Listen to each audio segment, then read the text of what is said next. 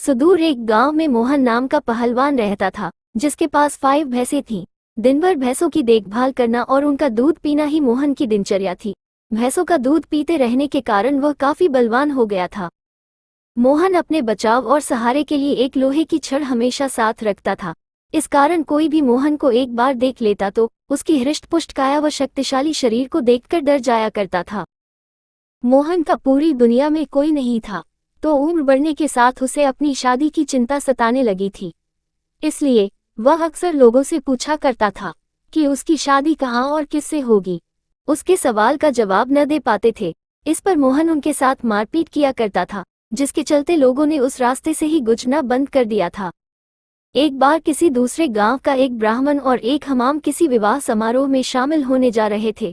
रास्ते में उन्हें मोहन मिल गया। मोहन ने ब्राह्मण को देखा तो उसने दोनों को अपने पास बुलाते हुए कहा कि आप तो मुझे ज्ञानी नजर आते हो, बताइए मेरी शादी कब और कहाँ होगी। इस तरह पहलवान का सवाल सुनकर दोनों ठिठक गए।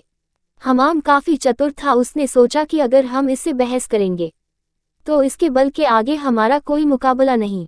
हमाम को एक तरकीब सूझी और उसने दूर एक ताड़ के पेड़ की ओर उंगली से इशारा करते हुए कहा कि आपकी शादी वहीं होगी। हमाम की बात सुनकर मोहन फूला नहीं समाया और प्रसन्न होकर उसने अपनी 5 भैंसें दोनों को दान में दे दी और ताड़ के पेड़ की दिशा में चल पड़ा।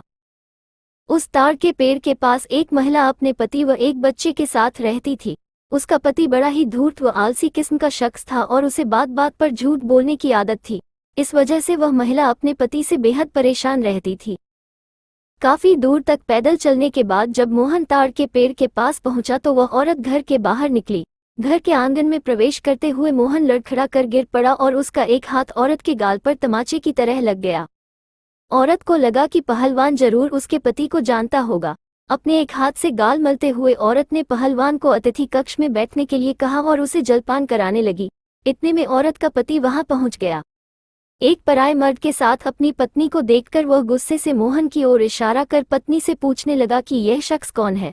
औरत ने डरते हुए कहा कि उसे लगा कि वह परिचित है, इसलिए उसने उसे भीतर आने दिया।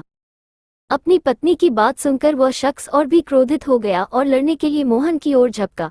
शख्स को रोकने के लिए मोहन ने अपने लोहे की छड़ उसके सिर पर रख दी, जिससे वह आदमी वहीं मर गया। ये सब दृश्य देखकर उसकी पत्नी रोने लगी।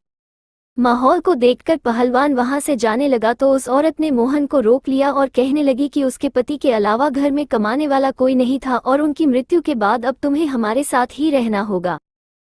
इसके बाद मोहन उस औरत के साथ उसी घर में रहने लगा। मोहन को भैंसों का दूध पीने के अलावा कोई काम नहीं आता था। ऐसे में कुछ दिन बाद जब घर का राशन खत्म होने लगा तो महिला ने उससे कहा कि वह बाहर जाकर कुछ कमा कर लेकर आए या फिर राजा के पास जाकर खेती के लिए जमीन मांग ले ताकि वह खेती कर अपना भरण पोषण कर सके। महिला की बात सुनकर पहलवान अपने लोहे की छड़ उठाए राजमहल की ओर चल पड़ा। राजमहल के पास पहुंचने पर सभी द्वारपाल और सैनिक मोहन की काया देखकर डर से कांपने लगे और तुरंत राजा तक सूचना पहुंचाई कि कोई बलवान हाथ में लोहे की छड़ लिए महल की ओर बढ़ता चला आ रहा है। सूचना पाकर राजा ने तुरंत अपने मुंशी को बुलाया और उसे तत्काल पहलवान के पास जाकर आने का कारण पूछने को कहा। पहलवान मुंशी को खेती के लिए जमीन मांगने की अपनी विनती बताता है। संदेश लेकर राजा के पास पहुंचने पर राजा पहलवान को ढेर सारी जमीन देने का आदेश देता है। मुंशी बेहद चतुर होता है तो वह राजा द्वारा पहलवान को दी गई अधिकांश जमीन स्वयं के लिए रखकर मोहन को कब्रिस्तान के पास एक बंजर जमीन का छोटा सा टुकड़ा दे देता है, जिसे पाकर पहलवान खुशी खुशी वापस लौट जाता है।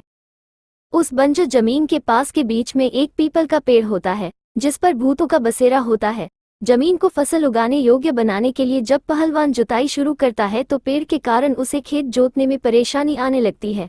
मोहन उस पेड़ को उखाड़ने की ठान लेता है और अपनी लोहे की छड़ से उस पर प्रहार करता है, जिससे करीब 150 भूत पेड़ से नीचे गिर जाते हैं और गुस्से से पहलवान की ओर लड़ने के लिए दौड़ते हैं।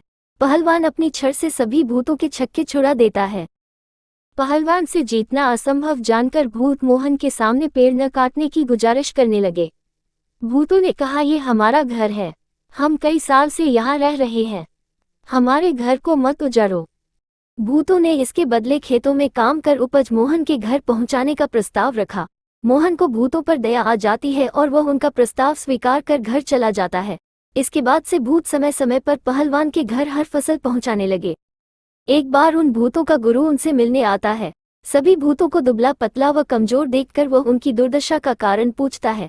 भूतों से पूरा वृतांत सुनकर गुरु पहलवान को सबक सिखाने की ठानता है और उसके घर की ओर चल पड़ता है। भूतों का गुरु एक बिल्ली का रूप धारण कर पहलवान पर हमला करने की योजना बनाता है। उन दिनों पहलवान के घर में रोज एक बिल्ली रसोई में घुसकर सारा दूध पी जाती थी, जिससे वह काफी परेशान था। उस दिन पहलवान भी उस बिल्ली को सबक सिखाने के लिए दरवाजे के पीछे छिपकर बिल्ली का इंतजार कर रहा होता है। जैसे ही बिल्ली के रूप में भूतों का गुरु कमरे में प्रवेश करता है, पहलवान उस पर प्रहार कर देता है।